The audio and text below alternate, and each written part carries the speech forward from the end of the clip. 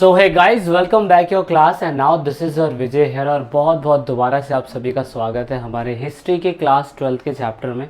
Basically ये chapter हमें महाभारत की कहानी के बारे में बता रहा है।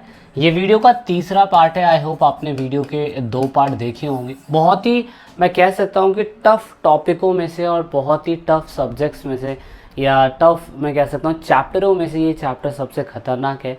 तो इसीलिए बहुत ही बारीकी से चीज़ों को कवर करना पड़ रहा है ताकि आप बहुत आसानी से चीज़ों को कवर कर पाएँ। तो इन दिस वीडियो हम थोड़ा सा और इसमें डीपली जाने की कोशिश करेंगे। अगर आपने वीडियो के 2 पार्ट को समझा हो तो मैंने पूरी कोशिश करी है आपको बेसिक चीज़ों को बताने की। अब इस पार्ट के अंदर हम कुछ ऐसी चीज़ों को कवर करने की कोशिश करेंगे जो कहीं ना कहीं आपके होश उठा देंगे। तो वीडियो तक एंड तक बने रहिएगा। अगर आप हमारे साथ यूट्यूब चैनल पर नए हैं तो ज़रूर जुड़िएगा। यूट्यूब चैनल के अलावा अगर आपसे स्टडी मटेरियल, फेसबुक पेज या आप जो भी चीज़ें हैं जिनसे आप जुड़ना चाहते हैं या जुड़ सकते हैं तो उनसे ज़रूर जुड़िएगा ताकि आपको जितनी भी एक्स्ट्रा इन्फॉर्मेशंस है, क्वेरीज़ है, वो आपको समय समय पे मिलती रहे। तो हम इन सारे प्लेटफॉर्म पे हैं, आप चाहें तो आप हमें वहाँ पे भी ज्वाइन कर सकते हैं। तो इन दिस वीडियो हम जानने की कोशिश करेंगे सामाजिक अंतर से रिलेटेड कि हमारे शुरुआती समय में जब मनुस्मृति जैसी चीज़ों को बनाया गया था, धर्मशास्त्र और धर्मसूत्रों जैसी चीज़ों को बनाया गया था, तो उस टाइम पे आप सोचिए कि उस टाइम पीरियड पे धर्मशास्त्र और धर्मसूत्रों के अकॉर्डिंग भारत के अंदर कहीं ना कहीं सामाजिक विभिन्नताएं थी। जैसे हमने क्या बोला इंग्लिश में, जैसे हमने बोला सोशल डिफरेंसेस। सोशल डिफरेंसेस में धर्मसूत्र और धर्मशास्त्र शुरुआती समय मैंने आपको बताया था कि जो भी राजा महाराजा होते होंगे वो इन्हीं के अकॉर्डिंग ही अपने जो मापदंड होते हैं, मापदंड कहने का मतलब कि अपने राजा के अंदर को अपने स्टेट के अंदर कोई राजा जो है रूल्स एंड प्रिंसिपल को कैसे सेट करेगा। तो जैसे आज की डेट में कॉन्स्टिट्यूशन है, उस टाइम पीरियड पे कहीं ना कहीं धर्मशास्त्र और धर्मसूत्र हुआ करते थे। तो आप नोटिस करेंगे इसके अंदर कि उस टाइम पीरियड पे हमारे भारत के अंदर जैसे कि गोत्र के बारे में हमने समझने की कोशिश करी थी। अब इसके अंदर हम वर्ण व्यवस्था को समझने की कोशिश करेंगे और वर्ण व्यवस्था के बाद हम जातियों को भी समझने की कोशिश करेंगे। तो इसमें आप वर्ण व्यवस्था को समझेंगे। धर्मसूत्र और धर्मशास्त्रों ने बहुत ही बारीकी तरीके से बताया था कि वर्ण व्यवस्था क्या होती है और इस वर्ण व्यवस्था को कैसे लाया गया था और इस वर्ण व्यवस्था को कैसे हमें इम्प्लीमेंट करना था समाज के अंदर, उस पर भी फोकस किया गया है। तो अकॉर्डिंग टू वर्ण व्यवस्था 4 टाइप की वर्ण व्यवस्थाएं पाई जाती है। नंबर 1 है ब्राह्मण्स। ब्राह्मण्स का काम क्या होगा?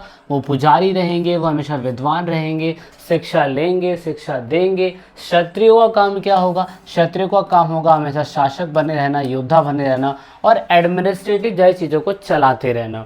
दूसरा, वैश्याओं का काम क्या होगा? वो कृषि करेंगे, व्यापार करेंगे और उसके बाद शूद्रों का काम क्या होगा? वो मजदूर करेंगे। और इन तीनों स्टेट्स की क्या कहते हैं, पूरी तरीके से आप कहेंगे कि मदद करेंगे। आई होप आपने फ्रेंच रेवोल्यूशन समझा होगा। अगर आपने फ्रेंच रेवोल्यूशन समझा होगा तो आपको बहुत बारीकी से ये पता होगा कि फ्रेंच रेवोल्यूशन के अंदर किस तरीके से 3 क्लास होती थी, क्लर्जी, नोबैलिटी और साथ में आपकी थर्ड स्टेट में मिक्स पीपल हुआ करते थे। तो आप देखेंगे कहीं ना कहीं उसका भी मैच लगभग हमारा इसी प्रकार हुआ करता था, क्योंकि उस टाइम पे लुइस 16 जो था फ्रांस के अंदर, वो ये कहता था कि यार I am the representative of the God, और मैं जो भगवान का भेजा हुआ दूत हूँ और आपको मुझे एज अ किंग मानना ही पड़ेगा। ऐसी यही सेम चीज़ अगर ब्राह्मण ये काम करेंगे, क्षत्रिय ये काम करेंगे, वैश्य ये काम करेंगे या शूद्र ये काम करेंगे, इसे हिंदी में और इंग्लिश में सेम यही बोला जाता है। तो ब्राह्मणों ने बोला this is called the divine origin चीज़, मतलब ब्राह्मणों ने ये कहा कि ये चीज़ें हमने नहीं बनाई हैं, ये चीज़ें बहुत सदियों से चलती आ रही है, भगवान के टाइम पीरियड से ये चीज़ें चलती आ रही है, तो इसीलिए आपको इसे मानना पड़ेगा। तो ये दैव्य व्यवस्था है। दैव्य दैट मीन्स डिवाइन सिस्टम है। ये डिवाइन वो वाला नहीं जो गाने गाता है, वो वाला डिवाइन नहीं, लेकिन यहाँ पे डिवाइन का मतलब सिर्फ और सिर्फ ये है कि आपको पूरी तरीके से जस्टिफाई किया जा रहा है कि यहाँ पे जो कैटेगरी है ये ठोस है। देखिए, आप अमीर हैं, आप गरीब हो सकते हैं, आप बुद्धिमान हैं तो आप बुद्धिहीन हो सकते हैं, आप गोरे हैं तो काले हो सकते हैं, ये व्यवस्था ठोस नहीं है। लेकिन ब्राह्मणों ने जो ये वर्ण व्यवस्था बनाई थी, ये व्यवस्था ठोस है। आप सभी से मैं ये जानना चाहूँगा, अगर आपने बाहुबली 1 और बाहुबली 2 देखी हो तो बाहुबली किस वर्ण व्यवस्था से बिलोंग करता होगा? क्या वो ब्राह्मण था, क्या वो क्षत्रिय था, या क्या वो वैश्य था, या क्या वो शूद्र था? तो आप वो ज़रूर कमेंट करके मुझे बताइएगा, आपको थोड़ा बहुत समझ में आएगा कि वो जो वर्ण व्यवस्था थी साउथ के कुछ प्लेसेस पे भी अप्लाई होती थी, क्योंकि संस्कृत में सारी चीज़ें चलती थी इसीलिए। लेकिन जो भी चीज़ है आई होप आपको थोड़ा बहुत समझ में आ रहा होगा। ये धर्म सूत्र और धर्म शास्त्रों के अकॉर्डिंग ये व्यवस्थाएं चलाई गई थी। इसको प्रूफ करने के लिए क्या किया गया, जितने भी हमारे गोत्र से रिलेटेड जितने भी लोग थे उन्हीं में से ब्राह्मण बने, और ये कहा गया, मतलब ब्राह्मणों ने कहा कि अगर हमें इन व्यवस्थाओं को लंबे लंबे युगों युगरान तक चला के रखना है, इतने लंबे समय तक लॉन्ग टर्म तक चला के रखना है, जिसकी जड़ें आज भी हमारे हिंदू की मैं कह सकता हूँ हिंदू सिस्टम के अंदर जकड़ी हुई हैं, तो उनको चलाने के लिए इन लोगों ने रूल्स एंड प्रिंसिपल बनाए, स्ट्रैटेजी बनाई। स्ट्रैटेजी समझते हैं, रणनीति बनाई कि अगर हमें इन चीज़ों का डेवलपमेंट करना है, अगर यही व्यवस्थाएं युगों युग तक चलानी है तो हमें इनके लिए काम करना पड़ेगा। तो ब्राह्मणों ने क्या कहा? ब्राह्मणों ने कहा सबसे पहले ये जो वर्ण व्यवस्था बनाई गई है ये डिवाइन ओरिजिन है, ये ईश्वरीय मूल है, इसको हमने नहीं बनाया, तो आपको इसे फॉलो करना पड़ेगा। दूसरा, यहाँ पे राजा को ये सलाह दी जाती थी कि आप अपने पूरे किंगडम के अंदर इन व्यवस्थाओं का आचरण करवाएं। इन किंगडम मतलब पूरे के पूरे साम्राज्य के अंदर आप पूरी तरीके से अपने साम्राज्य में लोगों को बताएं कि ब्राह्मण का काम ये होता है, आप उसे दान दक्षिणा दे सकते हैं, आप उनसे क्या कहते हैं जो भी यज्ञ होता है, तपस्या होती है, शिक्षा लेते हैं, आप उनसे ही कर सकते हैं, उनका काम लड़ना वड़ना कुछ नहीं होगा। और दूसरा, शूद्रों का काम बिल्कुल फिक्स है कि वो निचली जाति में रहेंगे और वो क्या कहते हैं कभी भी क्षत्रियों का काम नहीं कर सकते। ये था कहीं ना कहीं जो ब्राह्मणों के द्वारा धर्मसूत्र और धर्मशास्त्र बनाए गए थे, उनमें चीज़ें हमें देखने को मिलती है। तो ये कुछ ऐसी स्ट्रैटेजी थी। दूसरा, उन्होंने कहा कि ये जो व्यवस्था है ये बाय बर्थ है, मतलब आप ऐसा नहीं कर सकते कि मतलब आप शूद्र हैं तो आप क्या कहते हैं कोई क्षत्रिय वर्ग का बंदा आपको गोद ले लेता तो आप क्षत्रिय बन जाएंगे, ऐसा बिल्कुल नहीं होगा। आप शूद्र है तो आप शूद्र ही रहेंगे। तो देखिए ये जो व्यवस्था है ये बहुत मतलब गलत है, ये ठोस व्यवस्था है जो ब्राह्मणों ने बहुत सोच समझ के बनाई थी। आप सोचिए इस चीज़ को कि जो चीज़ आज एग्जिट ही नहीं करती है, मतलब आज की डेट में आपकी जेब में पैसा था, लोग आपसे पूछते हैं कैसा है। ज़रूरी नहीं है कि आप किस वर्ण व्यवस्था से बिलोंग करते हैं, अगर आप रिच है, आपकी जेब में पैसा है, तो कोई आपसे जाति धर्म नहीं पूछता। लेकिन ये चीज़ ऐसी है, अगर आप पे करोड़ों रुपए भी आ जाते हैं तो आप जिस जाति और जिस कुल से, जिस गोत्र से और जिस वर्ण व्यवस्था से बिलोंग करते हैं आप वही रहेंगे। तो सोचिए कितना मतलब सोच समझ के इस व्यवस्थाओं को बनाया गया था। कुछ ये चीज़ें हमने जो थी वो चीज़ें महाभारत जैसे टेक्स्ट के अंदर देखने की कोशिश करी थी।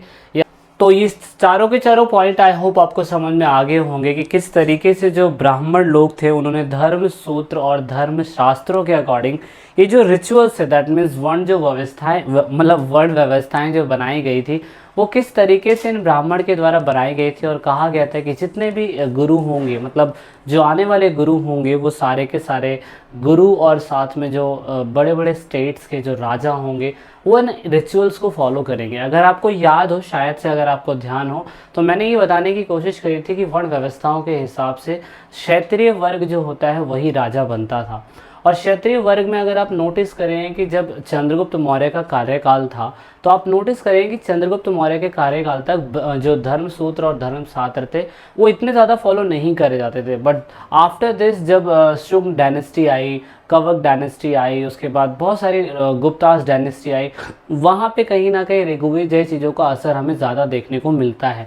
तो इस हिसाब से आप अंदाज़ा लगाएंगे कि जो वर्ण व्यवस्था बनाई गई थी शुरुआती समय में, धर्मसूत्र और धर्मशास्त्र बनाए गए थे, उसमें आप नोटिस करिए कि ब्राह्मण लोगों ने ऐसे रिचुअल्स को बोला कि अगर आप इन चीज़ों को मानते हैं, अगर आप इन चीज़ों को फॉलो करते हैं तो उसके लिए हमारे पास एक पुख्ता प्रूफ है कि ये व्यवस्था एक दैवीय व्यवस्थाएं थी और ये चीज़ ब्राह्मण लोगों ने नहीं बनाई है, बहुत टाइम पहले से अस्तित्व में थी। तो एक मंत्र है, अगर आपकी बुक के अंदर आप देखेंगे तो स्रोत नंबर 6 में आपको जानने को मिलेगा, पुरुष शुक्ति मंत्र करके एक मंत्र है। इस मंत्र के अंदर शुरुआती समय में आपकी बुक के अंदर आपको ये चार्ट साथ में दिखाई देगा और उसमें बिल्कुल क्लियर तरीके से आपको समझ में आएगा कि किस तरीके से पुरुष शुक्ति मंत्र के अंदर जो ब्राह्मण बहुधा ऋग्वेद के अंदर बताया गया था उसमें बताया गया जाता है कि शुरुआती समय में एक पुरुष है जिनके शरीर से ही पूरे मानव जाति का उपज होता है। ऐसा कहा जाता है कि पूरी मानव जाति जो है, ह्यूमन बीइंग जो है वो इंडिया के अंदर इन चीज़ों से निकली है। तो मतलब ये चीज़ प्रूव करने के लिए ब्राह्मणों ने चीज़ दिखाने की कोशिश करी कि मुंह से जो है वो ब्राह्मण बने हैं, भुजाओं से जो है क्षत्रिय बने हैं, और पेट जांघों से जो है वो वैश्य बने हैं, और शूद्र जो है वो पैरों से बने हैं। तो आप ये देख सकते हैं, ये इमेज मैंने यूज़ करी है, बुक के अंदर इमेज नहीं है, लेकिन आप ये देखने की कोशिश करेंगे कि किस तरीके से कितना डीपली नॉलेज आपकी बुक के अंदर समझाने की कोशिश करी गई है कि धर्मसूत्र और धर्मशास्त्र ऐसे ही राजाओं के द्वारा और बड़े बड़े मंत्री और संतरियों के द्वारा फॉलो ऐसे ही नहीं होते हैं। इसलिए आप देखेंगे हमारे भारत के अंदर जो क्या कहते हैं जो हिंदू धर्म है वो कितना ज़्यादा आरएसएस और विश्व हिंदू परिषद के द्वारा बिल्कुल जड़ों तक घुसा हुआ है।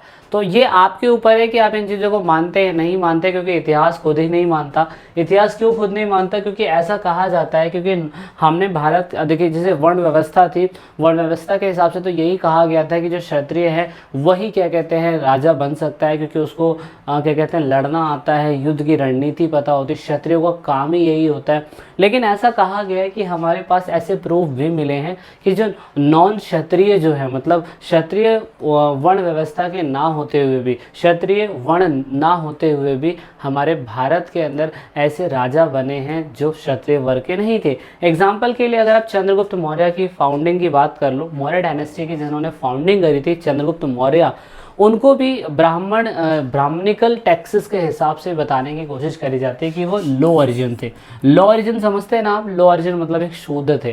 क्लास 12th में के बाद जब आप कॉलेज के फर्स्ट सेकंड थर्ड ईयर में जाएंगे तो इसके ऊपर आपको एडवांस में काफ़ी कुछ ज़्यादा पढ़ना होता है, जिसमें ये बताने की कोशिश करी जाती है किस तरीके से कह सकता हूँ कि बहुत से आर्कियोलॉजिस्ट का, बहुत से हिस्टोरियन का एक तर्क दिया गया है, ये बताने की कोशिश करी गई है कि किस तरीके से चंद्रगुप्त जो है वो क्षत्रिय हो सकते हैं। कहीं पे उन्हें ब्राह्मण बनाया गया, कहीं पे कुछ बनाया गया, कहीं पे कुछ बनाया गया, लेकिन ब्राह्मणिकल टैक्सेस के हिसाब से आप देखेंगे उन्हें लो ओरिजिन बताया गया। तो इस हिसाब से अगर आप क्षत्रिय को राजा बना रहे हैं तो ये तो क्षत्रिय भी नहीं थे, मतलब जो ब्राह्मण धर्मसूत्र और धर्मशास्त्रों में लिखे गए थे वो भी नहीं फॉलो होते थे उस टाइम पीरियड पे, जिसका जीता जागता एग्जाम्पल शुंग और कवक डायनेस्टी के द्वारा है।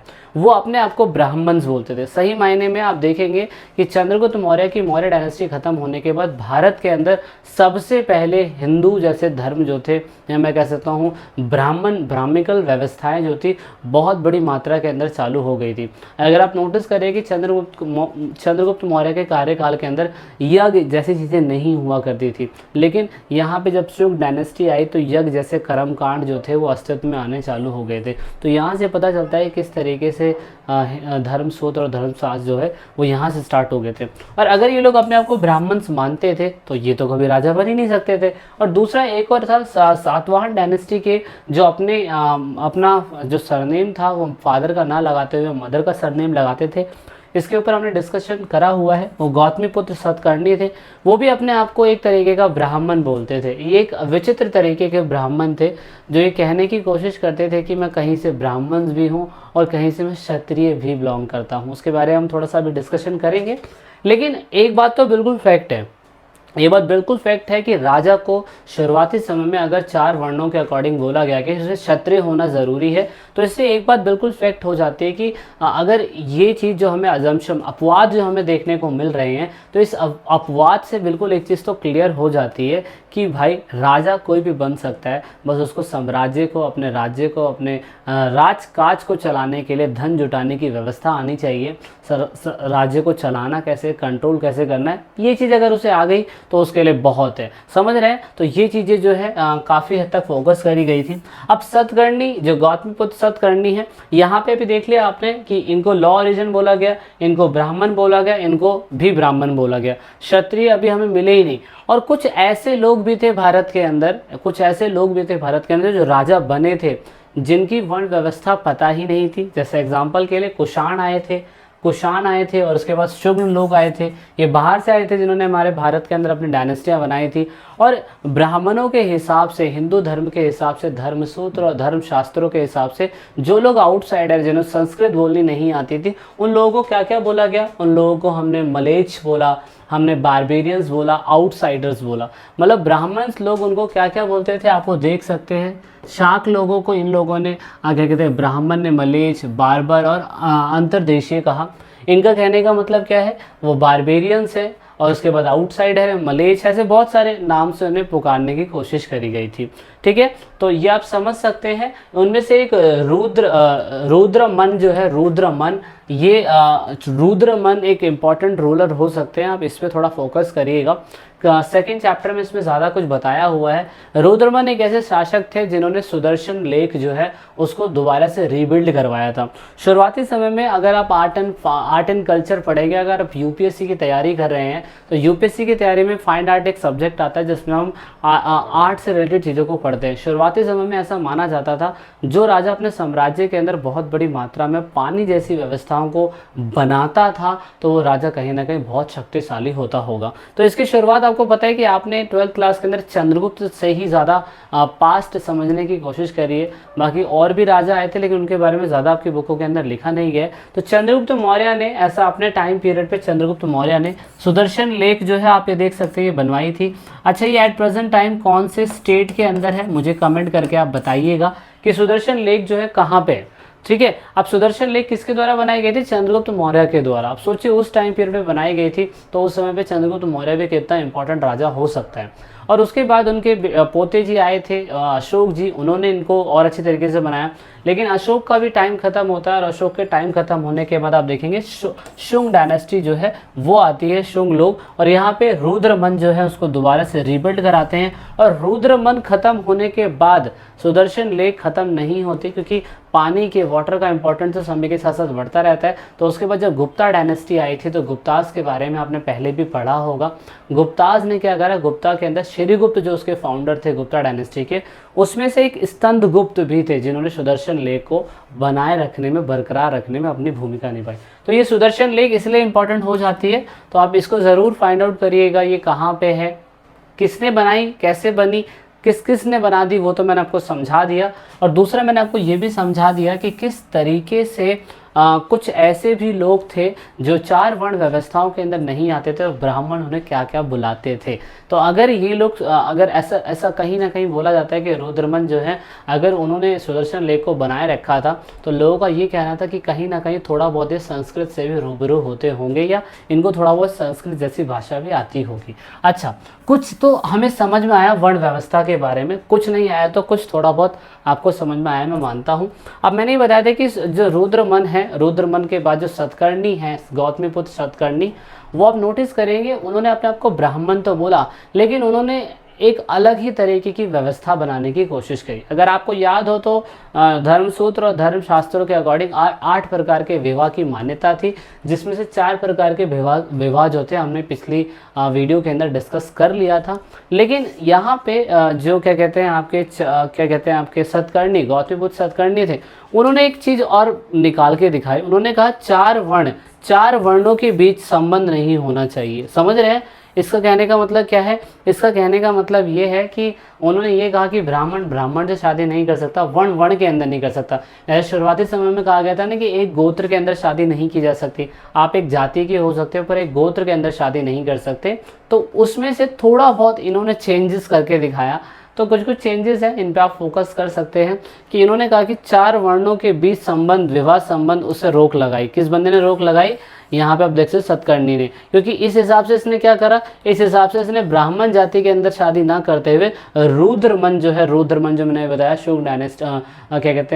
शुंग डायनेस्टी के थे, वो जो बाहर से आके बसे थे, उनके साथ इन्होंने रिलेशन बिल्ड करके दिखाया था। तो उसका भी हमने जीता जागता एग्जाम्पल ये चीज़ इस बुक के अंदर देखने की कोशिश करी है। अब हमें ये जानना है कि जिस तरीके से रुद्रमन जो थे वो एक अलग जाति से बिलोंग करते थे, मतलब एक अलग वर्ण व्यवस्था से बिलोंग करते थे। भारत में 4 प्रकार की वर्ण व्यवस्था थी। फिर समय बीता, समय बीतने के बाद ये देखा गया कि जो किसी वर्ण व्यवस्था से नहीं बिलोंग करता होगा वो किस चीज़ से बिलोंग करता होगा। तो यहाँ पे हमें एक चीज़ तो समझ में आता है कि वर्ण व्यवस्था के हिसाब से जो पढ़ाई लिखाई करेगा तो वो भाई सिंपल सी बात है, वो तो हो गया आपका ब्राह्मण हो गया। जो युद्ध करेगा वो क्षत्रिय हो गया, जो व्यापार करेगा वो वैश्य हो गया, जो शूद्र है वो इन सब की क्या कहते हैं, क्या करेगा, जो शूद्र है वो इन सभी की काम की सेवा करेगा। लेकिन समय के साथ साथ ऐसा देखा गया कुछ जातियों का इमर्ज हुआ। जातियों को हमने सोशल कैटेगरी के हिसाब से एक अलग जाति बनाई। देखो वर्ण व्यवस्था के हिसाब से 4 वर्ण फिक्स हैं, बिल्कुल 4 वर्ण रहेंगे, लेकिन जाति जो है उस पर कोई रिस्ट्रिक्शन नहीं है, कोई प्रतिबंध नहीं है। अब आप नोटिस करेंगे आपको अपनी वर्ण व्यवस्था अगर नहीं पता होगा तो आपको अपनी जाति पता होगी। हमने जाति को कैसे रेफर करा, हमने जाति को ये बोलने की कोशिश करी कि जाति का मतलब ये होता है कि जो इंसान एक व्यवसाय से जुड़ा हो। जैसे गडरिये होते हैं, जो लोग घुमंतू लोग होते हैं, चरवाहे होते हैं, जो एक प्लेस से दूसरे प्लेस पे सिर्फ घूमते रहते हैं, तो किसी वर्ण व्यवस्था से बिलोंग नहीं करते हैं। लेकिन हमने कहा कि वो किसी श्रेणी में तो आते हैं, किसी श्रेणी यानी कि किसी गिल्ड्स में तो आते हैं, तो उन्हें हमने घुमंतू बोल दिया, है ना। तो घुमंतू लोग हैं तो कौन सी जाति से बिलोंग करेंगे, वो स्पेशली उसी जाति से बिलोंग करेंगे जिनका काम घूमना है। ऐसे ही कुछ लोग होंगे जो मूर्तियां बनाएंगे, कुछ लोग हैं जो घड़े बनाएंगे। तो ऐसे जो लोग होंगे ये स्पेशली एक ही काम से, एक ही व्यवसाय से संबंधित रखते हैं, तो उनकी एक जाति होती है, समझ रहे हैं। तो ऐसे वर्ण व्यवस्था से एक अलग जाति बनती है। तो याद रखिएगा अगर आपको अपनी वर्ण व्यवस्था नहीं पता है तो आपको अपनी जाति पता होगी, और आपको अपनी जाति पता है तो फिर आपको अपना गोत्र पता करना ज़रूरी होगा। जो गोत्र कैसे पता चलेगा कि आपके जो 7 मैंने जो 7 और 8 जो मैंने बताए थे, कश्यप, भारद्वाज, धृष्ट, वशिष्ठ, आप इनमें से किस में से आते हैं ना, तो वो आप पता करेंगे तो नॉर्मली बिहाफ पे आपको पता चल जाएगा। तो ये चीज़ें जो हैं थोड़ा बहुत समझने वाली चीज़ें होती हैं। दूसरा यहाँ पे एक चीज़ तो हमें ये समझ में आता है कि ब्राह्मणिकल प्रथाओं के हिसाब से अगर आप समझे, मतलब ब्राह्मणिकल आइडियोलॉजी के हिसाब से अगर आप समझे, तो आप ये समझ पाएंगे कि 4 वर्ण व्यवस्थाएं हैं। लेकिन समाज के अंदर कुछ ऐसे लोग भी थे, ना तो वो वर्ण व्यवस्था के अंदर आए, ना वो किसी जाति के अंदर आए। वो ऐसे लोग थे जो बिल्कुल ही अलग थे, जिन्हें हमने क्या बोला, जिन्हें हमने निषाद बोला, निषाद जो जंगलों के अंदर रहते हैं, जिन्हें हमने ओड बोला, विचित्र, अनसिविलाइज्ड बोला, असभ्य, इवन एनिमल लाइक यानी कि पशुवत चित्रित भी हमने उन्हें करा। तो ऐसा कुछ हमने मतलब 600 BC से लेके 600 AD के टाइम पीरियड पे हमने कुछ ऐसे लोगों को भी देखा था जो ना तो वर्ण व्यवस्था के अंदर आते थे और ना ही किसी जाति के अंदर आते थे। वो कौन से थे, सबसे पहले आप देखने की कोशिश करेंगे। उदाहरण के लिए एकलव्य। एकलव्य एक ऐसा बच्चा था जो किसी जाति से बिलोंग नहीं करता था, सिर्फ वनों के अंदर एक वनवासी था। उसने सिर्फ गुरु द्रोण को ये देखा कि वो लोगों को तीर मारना, तीरंदाजी सिखाता था। और आप देख सकते हैं कि फिर उसमें भीम है, नकुल, सहदेव, अर्जुन, ये सारे 5 पांडव थे जिनको द्रोणाचार्य जी जो हैं वो धनुर्विद्या सिखाया करते थे। एक तरीके की टेक्निक थी, क्योंकि भाई आपको पता है कि जो क्षत्रिय होता है उनको ये सारी चीज़ें आनी चाहिए। लेकिन एकलव्य जो था वो जंगलों के अंदर रहता था। अब जंगलों में ना वो किसी जाति से बिलोंग करा, ना किसी वर्ण व्यवस्था से बिलोंग करा, तो उसका पता कैसे लगाया जा सकेगा, है ना। तो इसीलिए थोड़ा सा वर्ण व्यवस्था से बिल्कुल अलग हो सकता है। और आप नोटिस करेंगे फिर आपको एकलव्य की कहानी पता है कि गुरु द्रोण को मतलब गुरु द्रोण ने उनको सिखाने से मना कर दिया था, लेकिन गुरु द्रोण की उन्होंने मूर्ति बनाई मिट्टी की, और उनको क्या कहते हैं देख के बस अपना प्रैक्टिस करते रहे। तो बाद में फिर एकलव्य का अंगूठा काट लिया गया था। फिर आपको सारी स्टोरी पता है कि अर्जुन को उन्होंने प्रॉमिस करा था अपना वचन बनाए रखने के लिए, तो वगैरह वगैरह चीज़ें। दूसरा फिर यहाँ पे है 5 पांडव में से, ये तो मुझे बहुत ही इंटरेस्टिंग कहानी लगती है कि हाउ इज़ इट पॉसिबल, ऐसी चीज़ें भी हुई है। आज की डेट में अगर आपसे ये कहा जाए कि आप किसी भूतनी या किसी चुड़ैल से शादी कर लो तो इट इज़ इम्पॉसिबल। ये फिल्मों में हमें सुनने में अच्छा लगता है, पर पास्ट के टाइम में कुछ ऐसी चीज़ें भी हुई हैं, जिसमें से आप देख सकते हो भीम। अगर आपको याद हो तो हमने महाभारत के शुरुआती एपिसोड में यानी कि इस चैप्टर के शुरुआती पार्ट में बताने की कोशिश करी थी कि 5 पांडव में से जो भीम था वो सबसे शक्तिशाली और बलशाली था। तो किसी कारणवश जब मैंने जंगलों के अंदर जाके रहना पड़ गया था, तो आप नोटिस करेंगे जब जंगलों के अंदर वो रहे थे तो रात के समय जब उन्हें सोना होता था तो भीम पूरी रात जागता था, उनकी रक्षा करता था, क्योंकि उनको अज्ञातवास जो था उसकी सज़ा मिली थी, अगर आपको ध्यान हो तो यहाँ पे भीम जो था, भीम रात को जाग रहा था और एक राक्षसी थी जिसे आप हिडम्बा बोलते हैं। क्या बोलते हैं? हिडम्बा। तो हिडम्बा जो थी वो राक्षसी थी, एक राक्षसी कुल से बिलोंग करती थी। तो आप नोटिस करेंगे कि यहाँ पे हिडम्बा जो थी वो भीम जी को अपना दिल दे बैठी, और भीम ने क्या करा कि भीम ने शुरुआती समय में मना करा कि मैं शादी नहीं करूँगा, क्योंकि उसकी तो वैसे भी द्रौपदी से पहले ही शादी हो रखी है। लेकिन आप नोटिस करें कि यहाँ पे हिडम्बा जो है वो उनकी मदर से रिक्वेस्ट करती है कि मेरे को आपसे बच्चे से शादी करनी है। फिर इनके बीच में एक नेगोशिएशन सेटल होता है कि दिन के समय मैं पूरे टाइम हिडम्बा के साथ रहूँगा, लेकिन रात के समय मैं अपने परिवार के साथ आ जाऊँगा। लेकिन ये सारी सिचुएशन होती रही, लेकिन आप देखेंगे हिडम्बा और भीम की शादी हुई तो ये बिल्कुल ही वर्ण व्यवस्था से बिल्कुल और छोर है, जिसका कोई सच सर और पैर का कुछ लेना देना नहीं है। लेकिन ये चीज़ें हुई हैं तो इसीलिए ये चीज़ें आपको साथ शेयर करी जा रही है। और अगर आपको बस एक कमेंट करके मुझे बताना है कि हिडम्बा और अगर क्या कहते हैं भीम की शादी हुई थी तो इन शादी के बाद इनका एक बच्चा हुआ था। जब इनका बच्चा होगा तो उसका एक तो नाम बताना है आपने, और आपको ये भी बताना है कि वो कौन सी वर्ण व्यवस्था से बिलोंग करेगा। ठीक है, तो इसको थोड़ा सा फोकस करिएगा। ठीक है, तो इतना हमें समझ में आता है। लेकिन इसके अलावा भी ब्राह्मण जाति कुछ ऐसे काम को कहती है कि ये काम हम नहीं करेंगे, ये अपवित्र है, ये पूरी तरीके से इम्प्योर है, मतलब मैं कह सकता हूँ पॉल्यूटेड वर्क है, और ये काम तो क्या कहते हैं स्पेशली कैटेगरी के लोगों को ही करना पड़ेगा। शूद्र का क्या काम होता है, शूद्रों की भी कैटेगरीज होती है, उनमें भी और गरीब और गरीब और गरीब और गरीब होते हैं। तो हम इस विषय के बारे में, चांडाल्स के बारे में पढ़ेंगे वीडियो के अगले पार्ट में। इस पार्ट में ही इतना है, चांडाल पे हम स्टार्ट करेंगे अगला पार्ट, और फिर हम आगे और चीज़ों को समझने की कोशिश करेंगे कि और कितना कुछ इस चैप्टर के अंदर जो रायता फैलाया हुआ है वो हम धीरे धीरे रायता उठाने की कोशिश करेंगे। So this is it in this video. I hope you like this concept. और अगर आप यूट्यूब चैनल के साथ जुड़े हुए हैं और इन सब चीज़ों से जुड़ना चाहते हैं तो मोस्ट वेलकम है, दिल से आपका स्वागत है, जुड़िए। तो सदा हैप्पी रहिए, कोरोना से बचिए, अपना और अपने चाहने वालों का देखभाल करिए। ठीक है, this is it in this video.